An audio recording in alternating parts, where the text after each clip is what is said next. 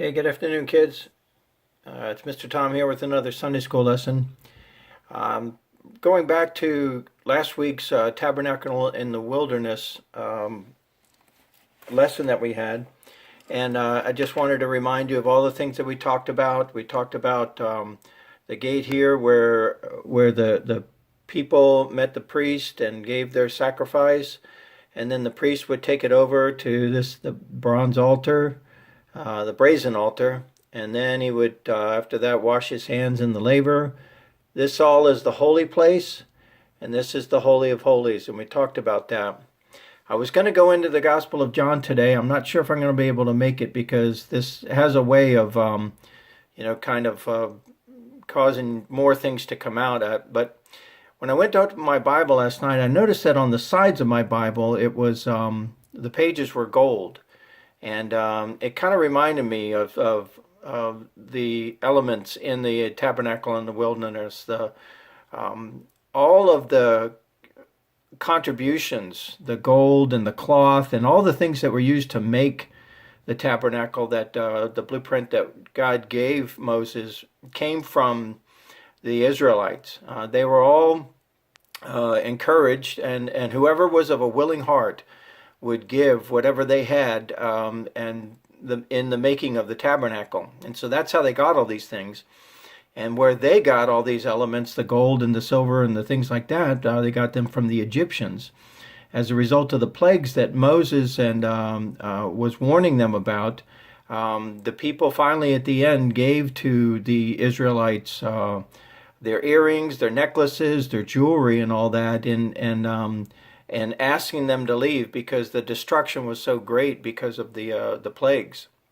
And so that's where all of these things came from. Gold is obviously a very important element, and it's very rare. And so when we looked at the blueprint that God gave Moses, all of this area in here was all done in gold. And the reason why is because this is where God actually met with the high priest in the tabernacle in the wilderness. And so if God was going to meet there, then it was going to be a very special place.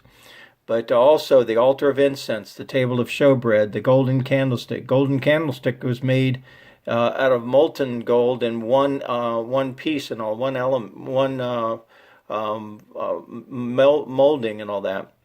And so you had that when you went into the holy place. But as you came out, now you're dealing with the bronze laver and the brazen altar, both made of bronze. Bronze is a more common element.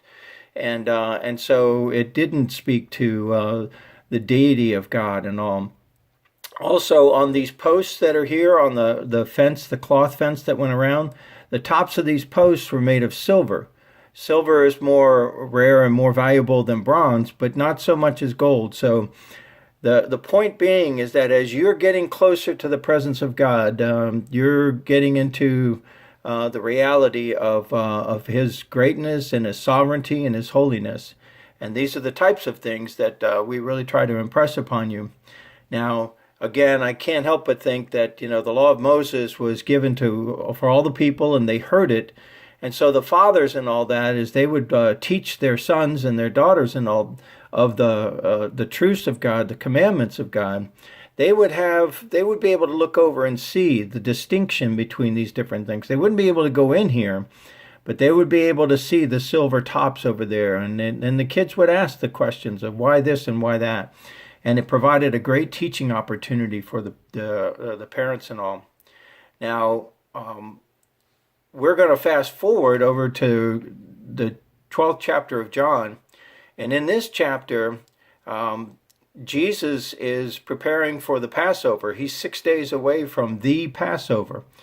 And he's at the house of Mary and Martha, her sister, and Lazarus, their brother. You remember Lazarus was key in the teaching that Jesus is the resurrection and the life, because Lazarus had died and Jesus raised him from the dead. And now he's carrying on his life. He's completely healed and he's well. And he's also very famous and even infamous in regards to the Pharisees and all that. Mary does a very unusual thing. She takes a vial of very expensive perfume and breaks it open and pours it on Jesus' feet. Now, I wasn't going to go back to the tabernacle, but it just reminds me that you see these lambs over here that are getting prepared? Well, they often have oil that's poured over their head before they're sacrificed and all, and made a burnt offering and all that. Now, Mary is turning to Jesus 6 days before the Passover, and she's pouring it on his feet, and she's wiping away the excess perfume with her hair. And so you can see that what was a picture story centuries earlier now is the reality of what this is telling the priests and the people what's coming with Mary and her anointing Jesus' feet before his burial. This is the reality of what that was for. Jesus Christ is about to become the sacrificial lamb for the sins of the world. Have a great week.